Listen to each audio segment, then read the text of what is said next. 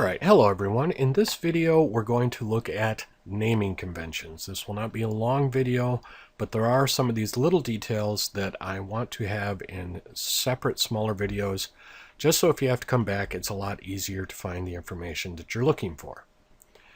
So, I want to talk about naming conventions. Right now we have three objects in our scene. We have a sphere, a cube, and a plane that we use to create our door. If you do not have that loaded, just reload it from the last video and we will go through how to name things in Blender. There's basically two ways to go about that. I'm going to hit my N key to bring up my property panel on this side, and if we go down a little bit we'll see a spot that says item, and in there we will see a description of what's selected. So if we select our door, we see cube, and we can simply type a new name in there, door, and that works just fine. Alternately, we can go up to our outliner, and in this case let's say sphere for our doorknob. We can double click there and rename it there. And you see that it updates here and that our previous one updated in our outliner. And also down here you can see that it gives the name of the item once you've renamed it here from, in this case, sphere to knob. So that's how we rename things. But that's not enough. That's good, and it's a habit you should really work at developing. And I will tell you now that this video is completely a do as I say, not as I do video. This is one of the places that I fall down in remembering to do almost constantly. But it's a terrible habit, and I don't want you guys to get into it. So get in the habit of naming your objects whenever you get them created.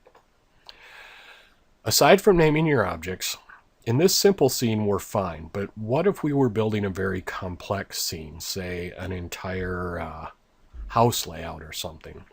We might have multiple doors, multiple knobs, and multiple floor pieces, along with a bunch of other stuff.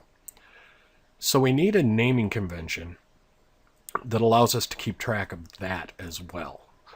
So let's take our plane for example. We have our plane up here, we have our plane down here. What we're going to do is rename this floor. Then we're going to add an underscore. And then you should use at least a 3-number convention. In this case, since it's our first floor, we're going to use 001. Just so if we have hundreds of floors, we can still access that. If we have thousands of floors,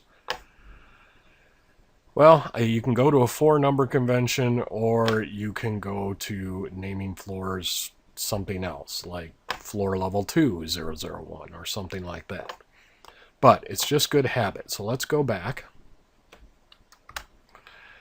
and let's fix our other items. We have our door, which used to be a cube, and we're just going to click in there and make it door 001.